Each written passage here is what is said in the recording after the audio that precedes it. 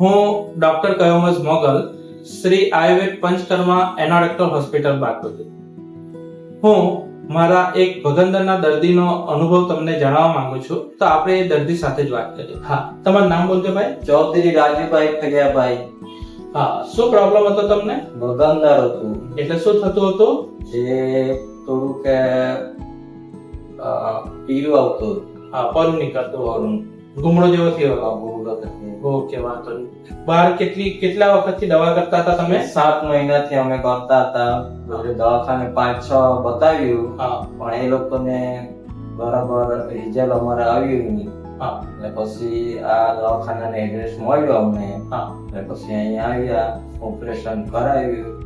9 મહિનામાં રિઝલ્ટ આવી ગયું. ઓકે, તમને હવે કોઈ તકલીફ છે? કોઈ તકલીફ નથી. ઓપરેશન પછી તકલીફ ઓછી પડી, વધારે પડી? ના, ખાલી અઠવાડિયે પૂરતા થોડું દુખેલું, બસ. હા. પછી કઈ વાંધો નથી આવ્યો. ઓકે, શું કહેવા માંગો છો? બીજા દર્દીઓએ આટલે બતાવવું જોઈએ? બીજું દર્દીને અહીંયા આવવું જોઈએ. સ્પેશિયલ દવાખાનું છે આ, બગંદરનું, મસાનું. સારું છે.